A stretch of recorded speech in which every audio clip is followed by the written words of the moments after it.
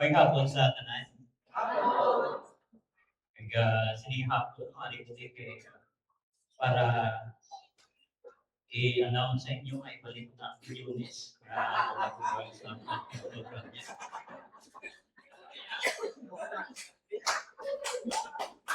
I request of you to please stand as we read the scripture this afternoon. Ephesians chapter 4. If you have your Bible with you, Ephesians chapter 4, verse 7 to 16.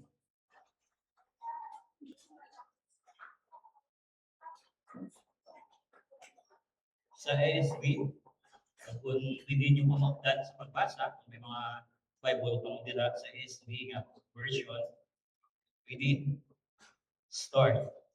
But the grace was given to each one of us according to the measures of Christ's gift. Therefore it says, when he ascended high, he led a host of captives, and he gave gifts to men.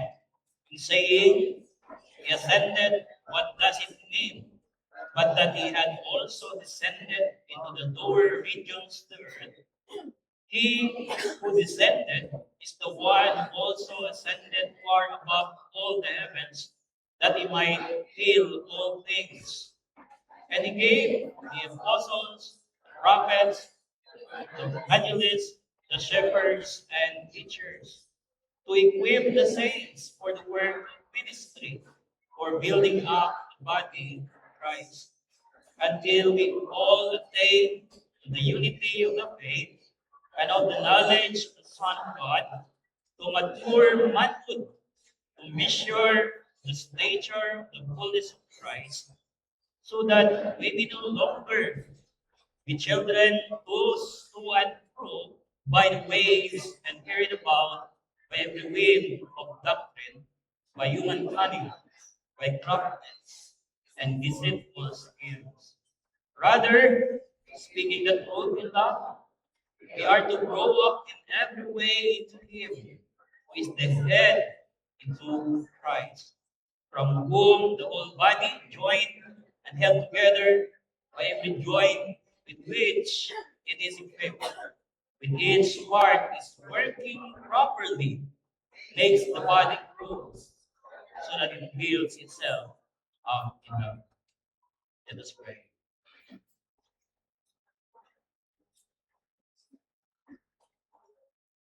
Our gracious God, Heavenly Father, be merciful to us this afternoon. Speak to us, Lord. Gamitan ang imong pugos nga alagad.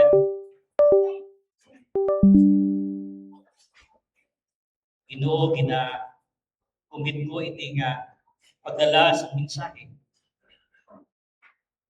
Sa akong kaugalingon, Lord, wala ako sa inyo sa Lord, mabuti nga ini nga pagdala sa imong mensahe mapundar sa imo kaalam hindi sa tawhan ninyo kaalam. Ginoo, prepare ang kada ng imong suod kag una sa kada isa sa amon. Kapon sa din Ginoo mangin mabinatunon kami sa imong pagpanudlo. Nagay kami, Lord, sa kabuhi handa mag-apply sining mga kamaturan. Lord, anuman ang mga bagay na nagabutong sa amon sa pagpalayo sa among focus, sa pagpamagi sa inyong mga pulong, Lord, kabay-bay ka magawa sini. Kabay Panginoon na makip-anamon ang makamaturan sa inyong mga pulong. Kag ini, Lord, ang mo maghangkat sa amon, di lang mga tinawag mo, tinili, mga giluwas, na mangintakos kami Ginoo, sining pagtawag mo sa amin, sining pagpabuhi, kung sa takos sa maayong balita. Ginoo, ginaayo po ang balaan niya Espiritu nga kung magpag-ikot sa kada isa sa amin. Illumine our hearts and our minds, gives us understanding that we may understand your word this afternoon. In Jesus' name we pray. Amen. Hindi naman mapapong po. Salamat.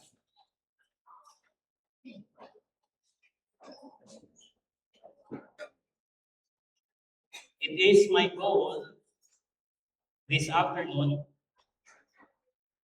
that all of us as the church will pursue maturity. Nga kabay pa ang akong pangamuyo, nga ang kada isa sa aton maghandom nga magtuo, hindi lang individually, but each member of the church, ang kada membro sa simbahan, sa diin ka man, magbinuligay kita para nga magtubo agad manginhampong kita sa pag-alagad sa Diyos. Hambal ni Derek Parpan sa iyawali, diri mismo sa sininga passage na ligat na kasimana. Kabaniya, kung naghambal ka, na nabaton mo si Kristo, inaintindihan mo ang gospel, mahambal ka nga luwas ka, pero wala ka kahandom nga magtubo, base hindi mo ginahampan ang gospel.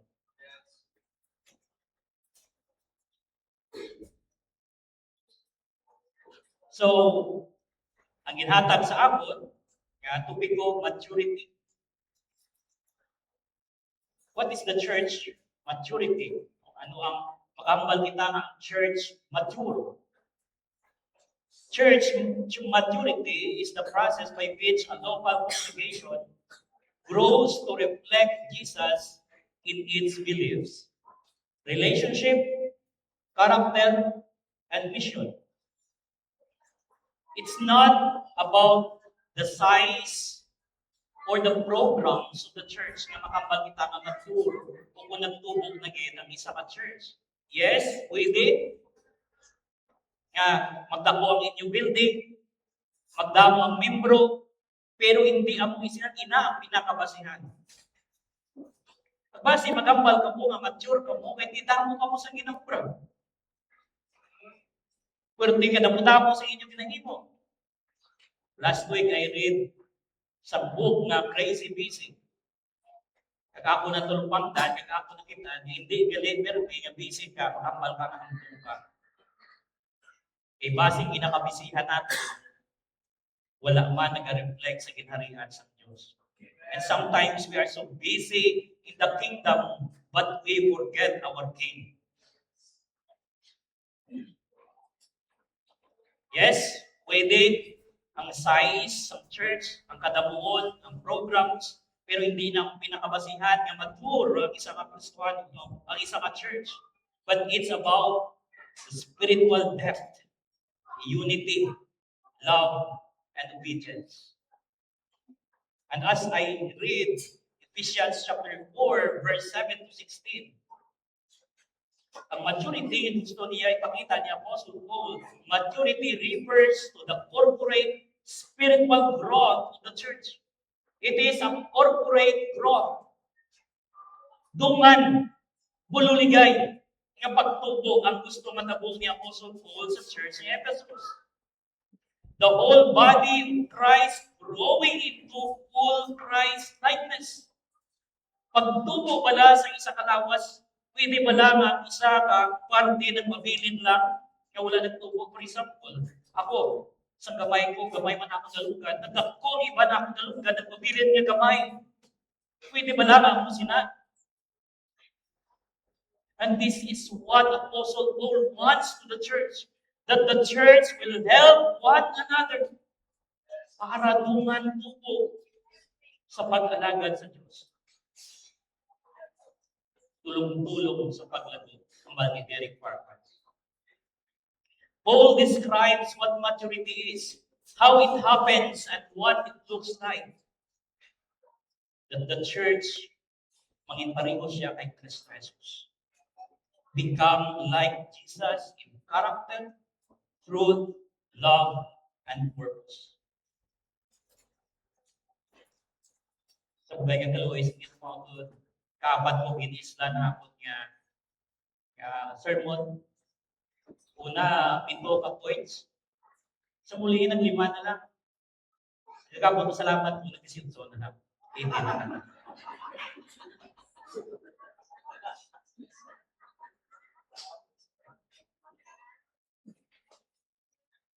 Imagine, mga utol, may isa ka bata na kung sabihin, wala siya nagatubo. Imagine a child who stops growing. At first, makambal mga cute sa iya, kaya wala siya katapuso. Pero kung nagdugay niya dugay, anong matabo sa sinakabata? Ang edad niya, 20 anyos, pero wala siya katubo. Bata lang siya Japon. That child still loves, still runs, and still plays. Yung mga bata, wala katubo. Dagan, wala ka pa hinunong, bisan ng edad na siya sa 20 anyos. Sa 20 anyos niya, ang iyang kinakapitan, bibiron, tiyapon. So years pass, and something is wrong. Inakabata o persona, a child who isn't growing is a child in danger. People will laugh at him.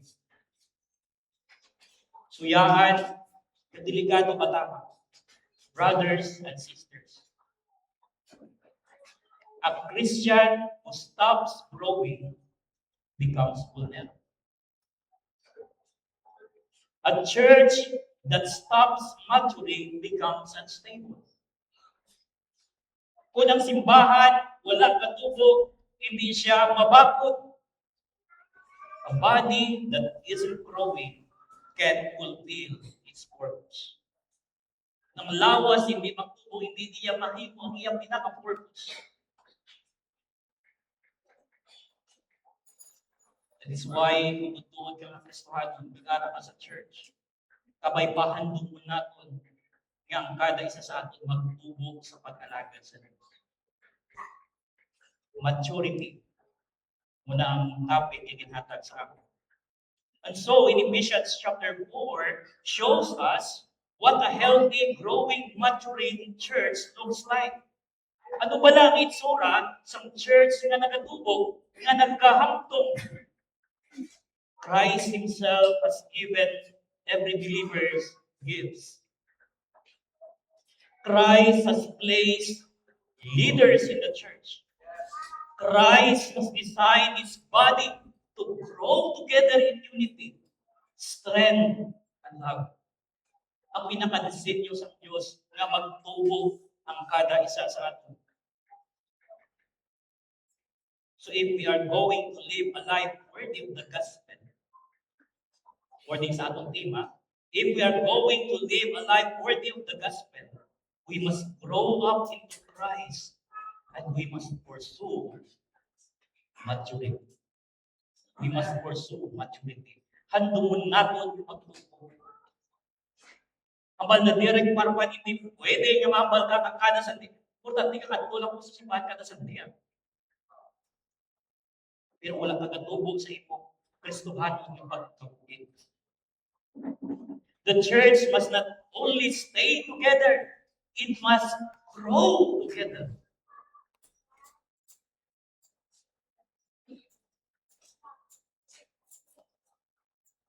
Sa akong structure, may duwa lang structure ko din. Kaya gusto ko niya mabilit. Kung malipatan yung itman ng tanan, duwa lang ko sa mabilit. Ganito ko lang sa duwa. God's given gift and God's given goal. God's given gift and God's given goal. Christ gives every believer unique gifts so the church grows together in unity, maturity, and love, becoming more like Christ, our head. Now, number 1, Christ gives gifts to every believer. Verse 7 to 10. Paul shifts from unity in verse 1 to 6. Ang inuwali sa aton ni Pastor Sam. And in verse 7 to 16, kita natin the diversity of gifts. So kung natin lang taon, sa pagwali ni Pastor Samuel, kinanglanon din nga may pag-isa ang church. Amen? Kinanglanon natin mag-isa. Pero hindi pag-isa natin, dugtungan natin that unity is not uniformity. Kaya pagdabot mo sa verse 7, nagkabasa, but, ako ganit sa pag-structure ko, namin dito ng 1 to 6, tapos 8, tapos verse 7. But, kaya gusto ipadabot ni Apostle Paul, he encouraged the church, kinanglanon niya mag-isa. Because, aring plastar ni Apostle Paul, may 7 ones ganit, ba ni Pastor Sa. Pero pagkatapos niya hambal sina, but, ang kada isa sa inyo, lain-lain ang gifts na ginhatag sa Diyos. So unity is not uniformity. Christ gives different grace gifts, so His body matures. Hindi tanan sa lawas, puro kamot. Hindi sa lawas, puro mata. Kundi, amo nang pinaka-disenyo sa church, sa body, in order na mag-grow, kag mag-unite, para dasig ang pagtubog. Note the word in verse 7, but we need each other to grow in maturity. Sa akon mga utod, I need my fellow pastors. Amo na nga may grupo ang RPM. Gusto ko nga ma-interest in ang grupo because I need somebody else para magturo ako. Kaya para sa ako, bisan kung hindi naging man blessing sa ako ng RPM, importante man yung blessing ko sa RPM. Bakit? Because that is the design of God. Pero walang nakambali, hindi may blessing RPM sa ako. Yung mga learnings ko sa mga upod ko mga pastor. Strong leadership. Kakita ko tani ang ako mga Lord, kamay pa may strong leadership ko parehos. Kastrikto kay Pastor Rupert. Sa organisado, katapag kinanglanan ko maging parehos kay Pastor Glenn.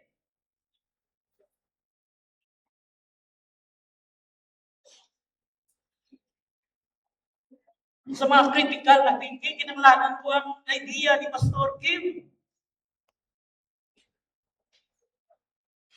Ang baka talaga malawit na.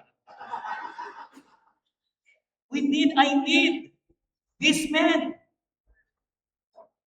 Kagabay pa ang church, makita natin, kaya hindi kaya separado, kung gitmutan ka sa isang church, kung silimon kinanglan ka sa isang church. Para inang church magtubo. You cannot separate yourself in that body kung tutuod kagitman nga part sila ka body. And if you are part of that body, you have participation in that body. Hindi ka pwede yung part ka sa labas pero wala kang participation. Expect ka lang permi. Kasi tungkol na wala siya ng mga trabaho. Siya matrabaho. Ikaw yan. At yung trabaho.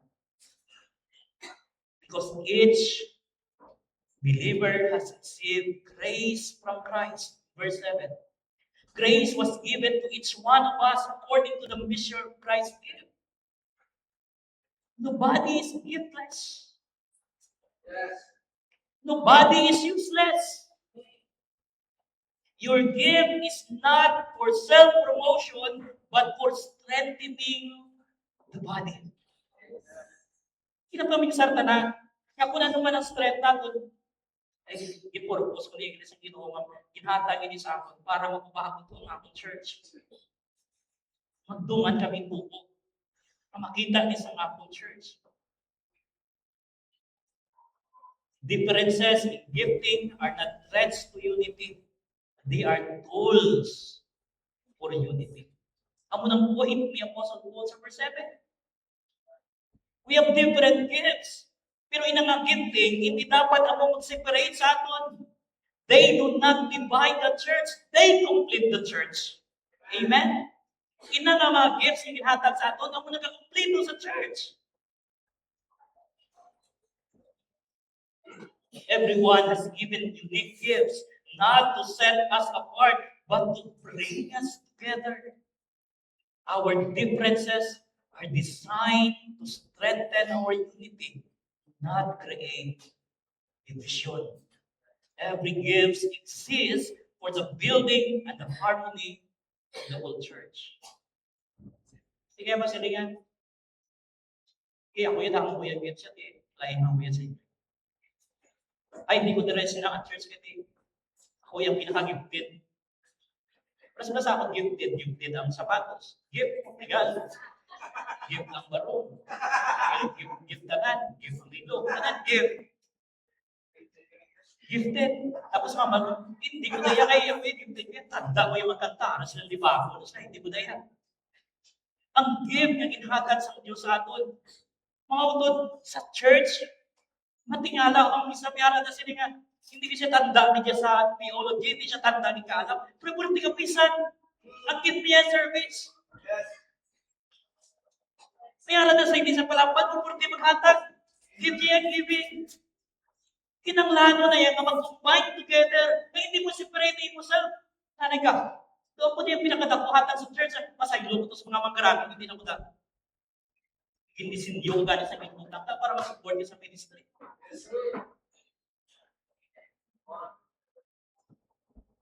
So, dumdumo natin that everyone has been given unique gifts, not to set us apart, kundi para mag-isa kita. Our differences are designed to strengthen the church, our unity. Letter B, Christ's ascension gives him authority to give gifts. Before Christ ever ascended, si Apostle Paul nag-quote sa Isaiah chapter 64, verse 18. Yung pinaka-point nila ni David, nga pag nag-conquer ang king, pagbalik niya, mahatagan siya sa mga gifts. Sa mga tao, mapong sabihin, na ano nila, nagdaog sila sa patagawayan, pagbalik, dapat ang mga tao mahatag sa iya regalo. Pero si Apostle Paul, ay lagi rin ang pagtatawa, madami sa mga ginbasa. Basa ko lang ni Jan Calvin, mga komentary. Pero isang na nakita na kung dili ang pinaka-point ni Apostle Paul, dili na kita. Before Christ ever ascended to give gifts, He descended to give Himself. Yes. Kapag po si Jesus Christ magkaya, ang mga Apostle Paul, kung silimon sila, nagpanahon siya, anay. Sa pagpanahon niya, para na sa paghalad sa iyang kalingon. He entered our world, took on flesh, carried our sin, and descended to the lowest place, the shame, the cross. Maugod, naintindihan niyo ba kung ano katapong sa gospel? Paano kita niluwas ang Diyos? Kung isa, focus na tayo sa mga gifts natin, pero we forget the gospel. We forget how the Lord saved us. Kung paano kita niluwas ang Diyos. Sino kagi para luwas mo? Sinugid kita. But He went down into death so we could rise into life. Christ ascended. This is the resurrection and victory over sin and death. Jesus didn't stay in the grave. He rose in triumph. He conquered sin, Satan, and death.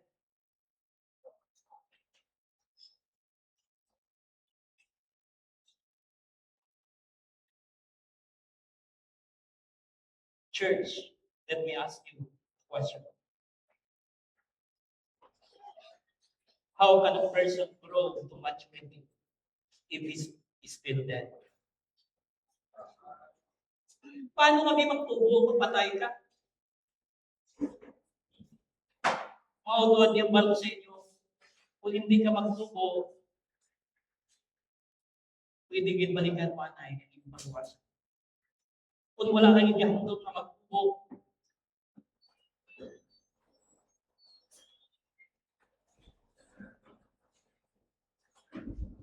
before Christ gives, before He equips us for ministry, He must first give His life. He must first give us life. I mean, inhatagan niya kita una sa kabuhi. Kaya ang isa sabad o kung ang isa kakahoy, hindi kita magtubo magpatay. Kinanglanon niya gidanay mabuhi. Kinanglanon sa isa katao born again.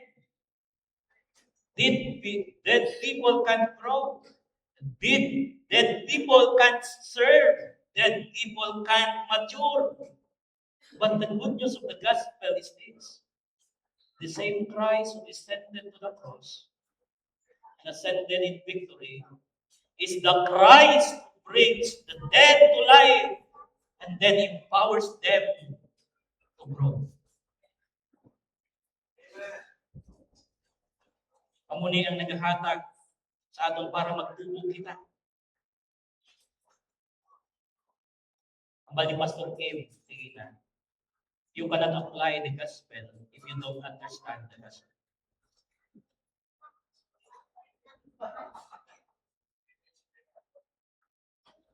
How can you live the gospel if you don't receive the gospel, if you don't have the gospel?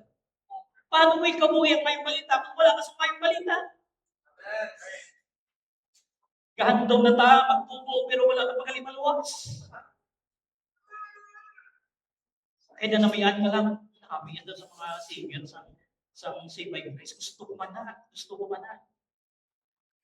Pero base gusto mo lang na, pero wala mo na gustuhan si Kristo Jesus.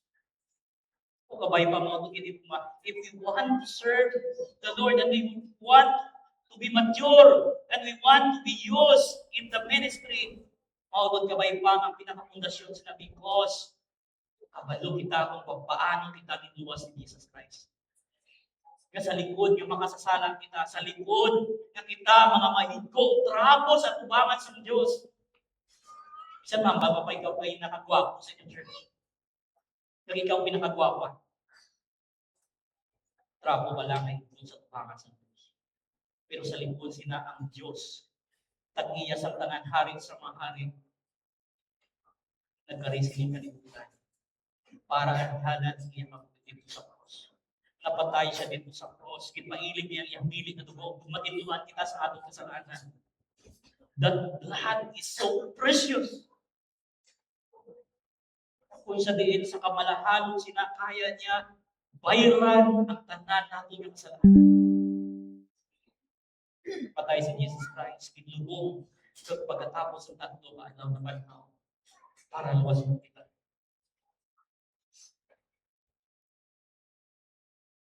Now, verse 11. Christ gave ministry gifts to equip the church. These are people gifts. Christ gives to the church. Prophets, apostles, pastors, evangelists, pastors, teachers. Ang prophets, yan ang apostles. Magani sa atong manupuli kanina. Bali, masukib. Tapos ang apostles. Subong. Pero makita natin, budlay gid. Wala gid sa makita natin sa Biblia nga sila tutuon nga apostoles. Pero nakita natin ang pagka-apostle ni Apostle Paul by the will of God. Kadamo sa bungya, gusto mangin apostoles because it is their will. Ito na panahon sa book of Amos. Kasi Amos mismo, pahimos ang isa ka pari ng Masaya. Ipos ka, nali kayo mo yung proklamar sa judgment sa Israel. Abi, palag yun na ito, dito ka naman sa Juda. Ba ni Amos? Gusto ko maging probitaw. Nakakatrabaho yan. Manubuas ang prutas. Sang sigamuro. Pero Diyos ang nagtawag sa akin, kaya nagbahambal si Niapulo. Pero ang tawag nato ng apostles, ng prophets, itagaan na ni Apostle Paul sa chapter 2. Na sila ang nag-lay sa foundation, si Jesus Christ ang chief cornerstone. Mag-ubra ka sa building, sa balay, Ang foundation wala ko na nahalos napundar na siya.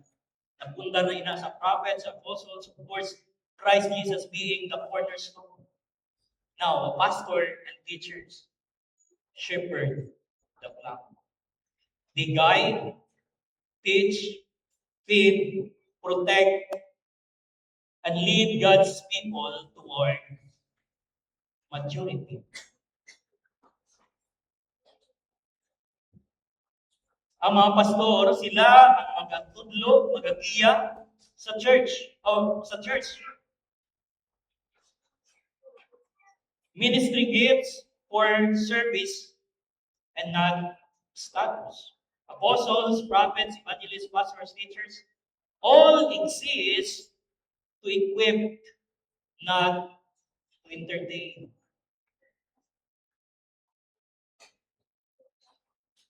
Madami sa mga pastor sa buong ani. Kabaybahan na intindihan nato ang pagtawag sa Diyos sa atin. Maging buta-buta sa church. We are there to equip the church. We are not the Lord of the church. It is Christ. But we are there para buligan ang church, equip ang church, pahagi sa insaktong mapagpatudlo. Habang ni David Allen, ang church napaka-anemic, subong katama. Madamo sa mga rason. Habang ni David Allen, sometimes, habang niya, ang music, masyado nakalaba, 45 minutes ang kantahanay, 15 minutes ang wali. Yes, isa kantil, i-invite ako sa isa man kadakupang church, diri sa Bacolod. Grabe ang congregational singing. Simple tapos maganda, hindi sa bugay kagalawa sa Ginoo, medyo kabalo-balo man na maganda. Marami pa sa akong kanta-kanta eh. Tapos may mga moyo, duduin ko naman yun. Yung kanta naman. Duduin may special number pa, isa lang. Ako na. Pagtapos sa isa ka special number, may isa naman. Kapag sagad-sagad sila yung kantahan ay. Tatlo ka special number. Tapos pagkatapos, may choir pa rin. Ipamangkot ko ang nag-invite sa ako. Sabi ko, Pastor, bilang ka minutes sa ako yung wallet. Itilapit na isang oras sa katanay. So, 15 minutes, Pastor, okay na. Bigyan invite mo po, only 15 minutes. Magaling ni Pastor Kim. Kung baguhan niyo ng Pastor, 15 minutes, okay ka na eh. Pero kung tugay ka na sa ministry, 15 minutes, wala pa na ganyan introduction.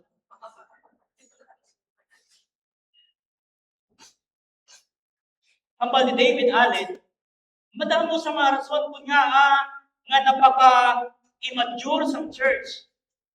Nga balatian mo ng church. Anemic yung church. Yung isa din sa problema, ang walihay nagpalayo ng sa pamatukan. Yes. Hindi na expository ang mga preaching.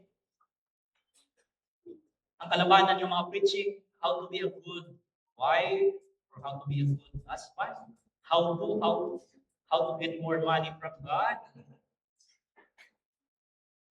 how to be prosperous.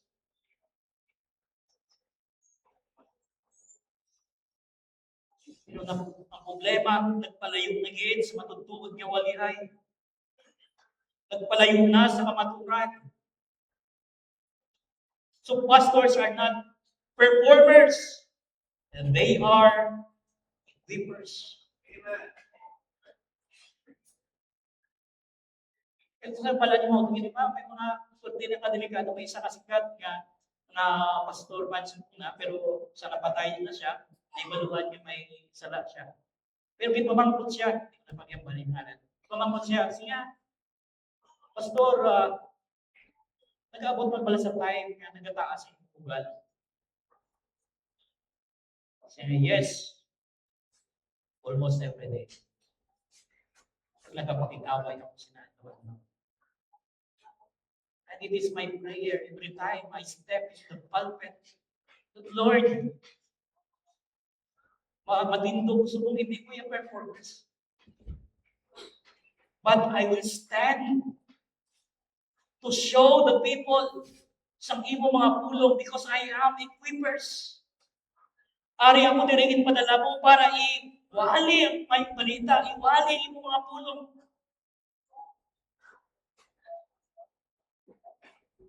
Nakita natin diri ang mga pastor galing, mga leaders natin sa church.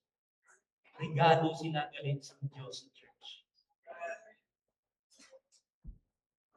Pero pastor, na si pastor, tumangkot. Consider mo mag-iman pala na regalo pa sa church.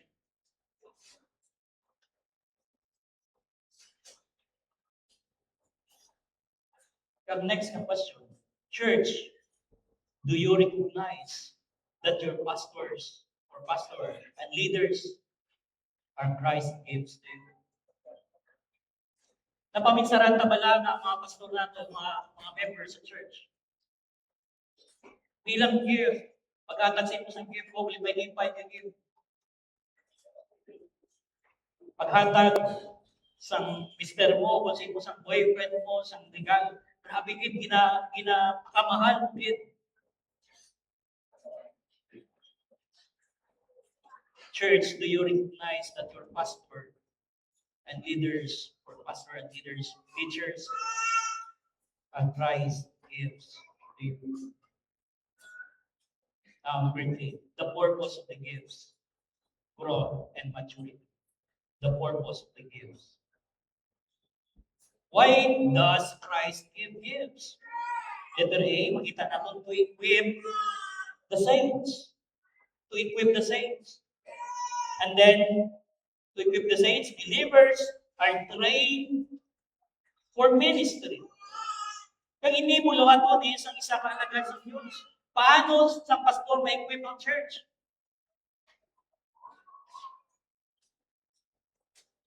Walihan sa totoo niyo pulong sa Diyos. Disipuluhon ang church.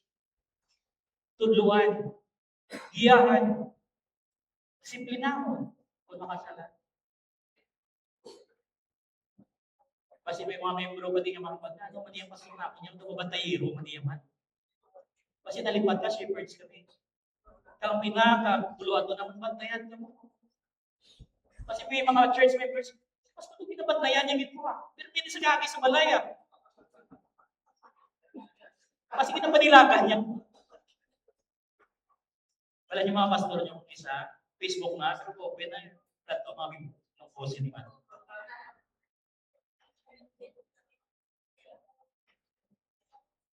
Pero mga membro, kung tanda naman, murahan natin ang account. Para hindi mo tayo ni pastor.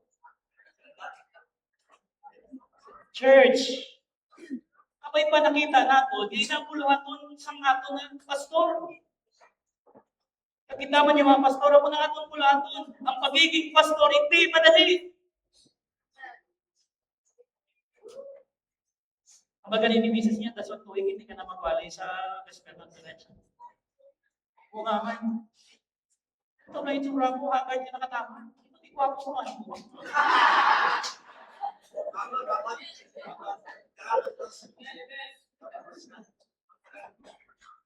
Pero sa totoo ng pagiging pastor, hindi niya apos. Ito na lang mo sa naligad sa totoo ni Pastor Joseph, si Matthew Henry, naghatag 8 hours a day para sa pagtuon sa pulong sa Diyos.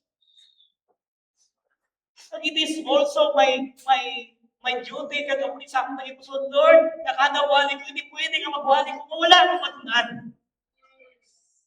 Kaya magtindog ako, kinanglan ko ihambal ang imo mga pulong, imo na yakaalam, hindi ako, kung ako nang hindi ma-equip ang church.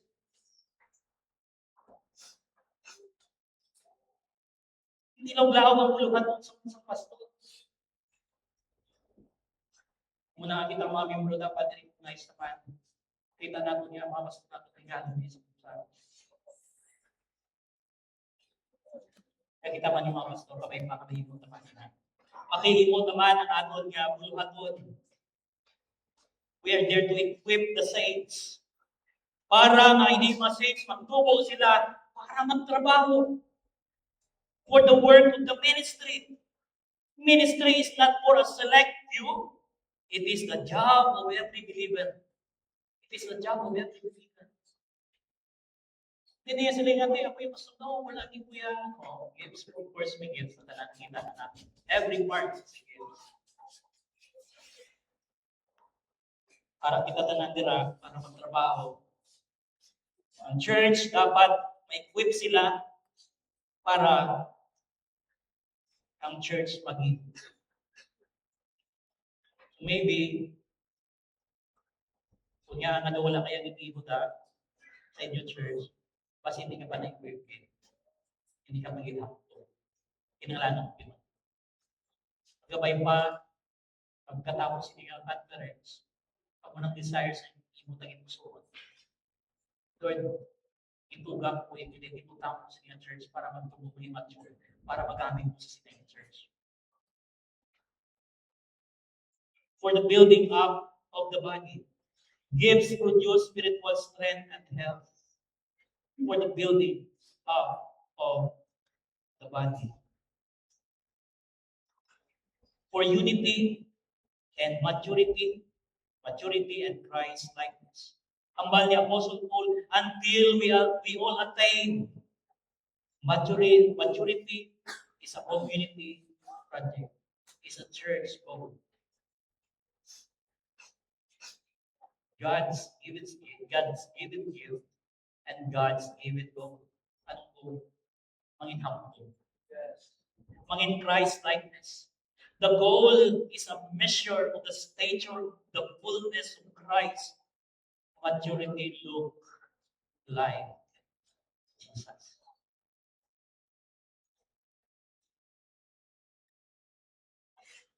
The danger of spiritual maturity. Or pala, 18 points. If the church does not grow, the church becomes vulnerable. Kung hindi magtubo, vulnerable din ang church. Sa Facebook dahil, sa YouTube dahil, na mga walim. Kung wala ka ng tubo, wala ka na-equip sa inyong church, pagpahalik ko, manami ito. Shared post na sa Joel Austin. Shared post. I am beautiful. I am rich. Ito manami niya. Dapat ako naging mindset ko. I am wonderful. I am handsome. Basta bata ko, handsome na nagurin niya.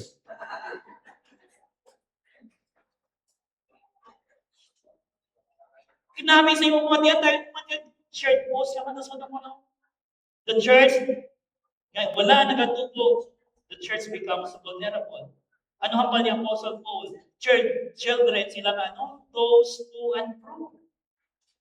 Kadasig ma-deceive, easily confused, easily distracted, easily manipulated. Amo na matabo sa church na wala nang tubo.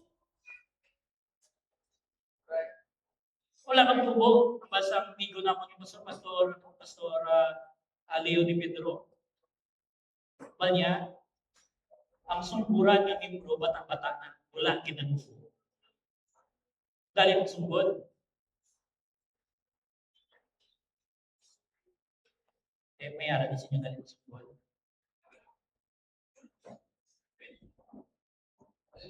Easily deceived. Dali lang maintuhan. Tukiduay confused. Ano kiman? Easily distracted. Easily manipulated. Bisa di na manipulate lang, okay lang. Maturity makes believers prey to false teaching. Winds of doctrine, human cunning, craftiness in deceitful schemes. Kadasig lang madala sa imo. Bakit immature ka, bakit wala ka ng tubo? It is the danger of spiritual immaturity.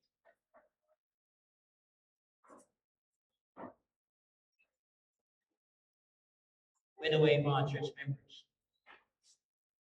na-recognize na pala ko ng atong pastor, magbali, makapal na wala ni Mayo na ni pastor. Kaya na na-recognize.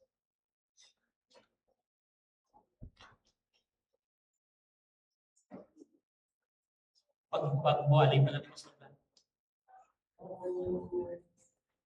Sabi ko, puro nagtulis pastor sa bandila sa gabi.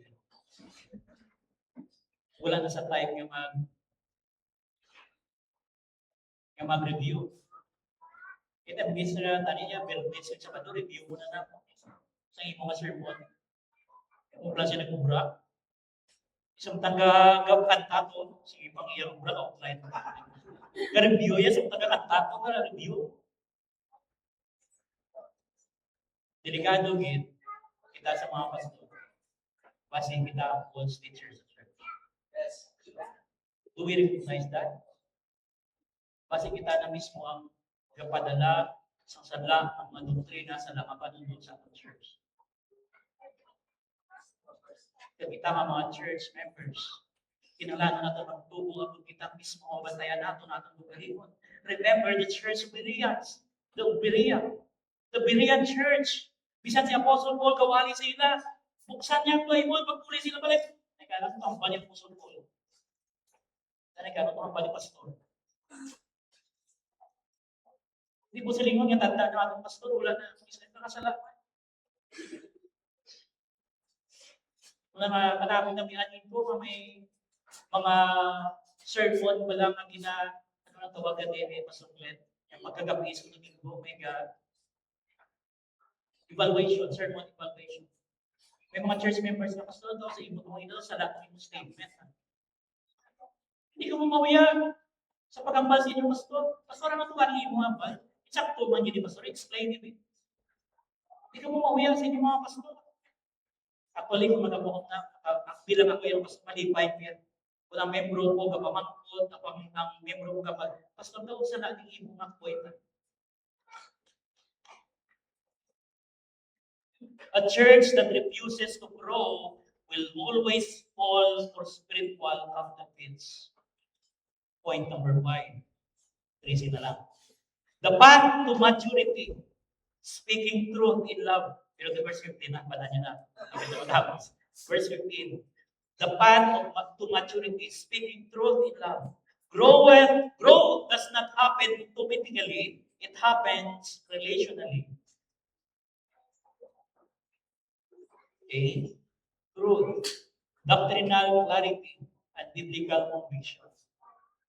Letter B, love, gentleness, patience, and compassion. Both are necessary. Truth and love. Truth without love is harsh.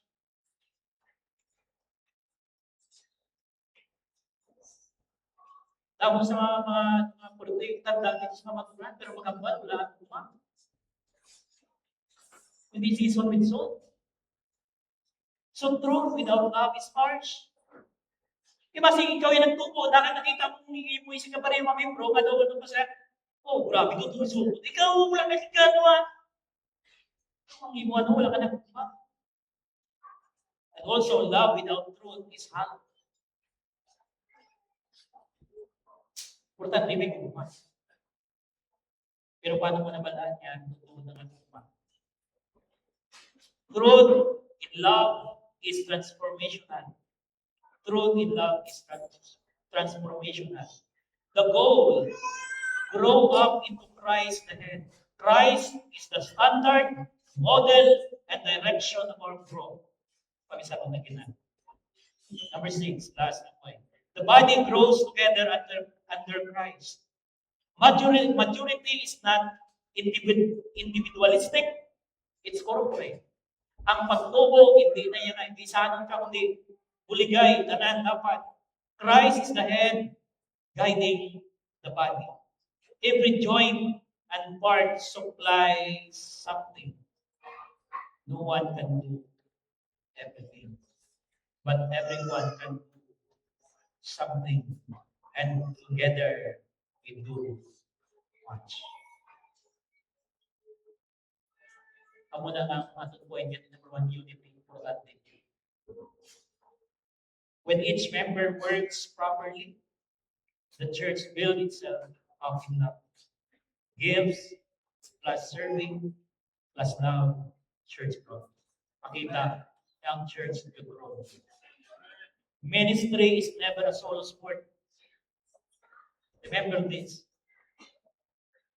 Ang ministry hindi niya solo sport. Basim lang mga bro. Iyan na yung pastor mo ba? Kargata pa sa pastor. Siya manilo sa bahay. So una daw muna ng mga church members. Ikaw manilo. Ikaw leader. Ikaw gitarista. Ikaw special number. Ikaw man choir.